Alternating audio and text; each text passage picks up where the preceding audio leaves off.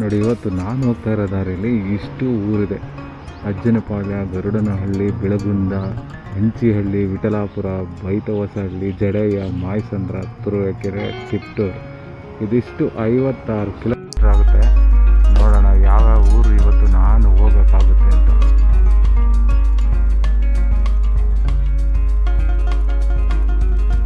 ಈ ಊರ ಹೆಸರೇ ಅಜ್ಜನಪಾಳ್ಯ ಅಂತ ಇದೆ ನೋಡಿ. ಇಲ್ಲಿ ಅಜ್ಜನಪಾಳ್ಯ ತುಂಬ ಚಿಕ್ಕ ಊರು ಅನಿಸುತ್ತೆ.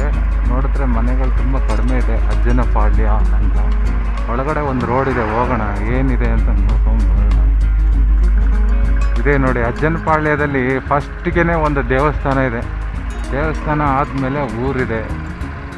ಊರಲ್ಲಿ ನೋಡಿ ಅಣ್ಣ ಆರಾಮಾಗಿ ಕೂತಿದ್ದಾರೆ ನೋಡಿ. ದನ ಕರುಗಳಿದೆ. ನಮ್ಮ ವಿಲೇಜಲ್ಲಿ ಇದೇನೆ ಬ್ಯೂಟಿ ಅಂದರೆ.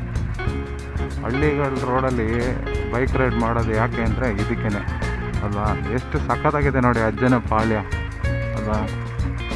ಅಜ್ಜನಪಾಳ್ಯ ಸೂಪರಾಗಿದೆ.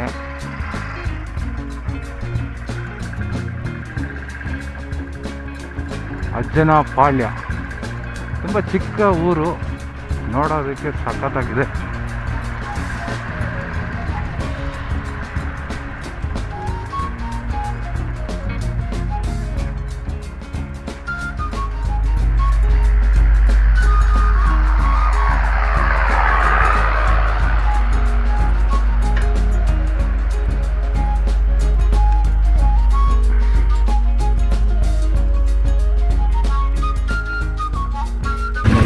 ಆಲ್ರೆಡಿ ಹಾಲು ಕರ್ಕೊಂಡು ಹಾಲು ಹಾಕ್ಕೊಂಬರ್ತಾಯಿದ್ದಾರೆ. ಹಾಲು ಹಾಕಿ ಬರ್ತಾಯಿದ್ದಾರೆ. ನಾನು ಸ್ಟ್ಯಾಂಡ್ ತೊಗೊಂಡಿಲ್ಲ, ಅವರು ಇಂಡಿಕೇಟ್ ಮಾಡಿದ್ರು ಸ್ಟ್ಯಾಂಡ್ ತೊಗೊಳ್ಳಿ ಅಂತ.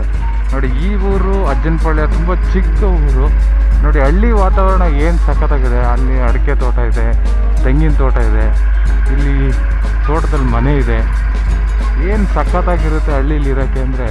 ಅದಕ್ಕೇ ಹಳ್ಳಿನ ನಾವು ಅಷ್ಟೊಂದು ಇಷ್ಟಪಡೋದು. ಯಾಕೆ ಇಷ್ಟಪಡ್ತೀವಿ ಅಂದರೆ ಇದೇ ಕಾರಣಕ್ಕೆ. ನಮ್ಮ ಹಳ್ಳಿ ಅಂದ್ರೇ ಹಳ್ಳಿ. ಆ ವಾತಾವರಣ ಇದ್ರ ಮುಂದೆ ಯಾವ ಸಿಟಿನೂ ಇಲ್ಲ. ಕರೆಕ್ಟ್ ಅಲ್ವಾ?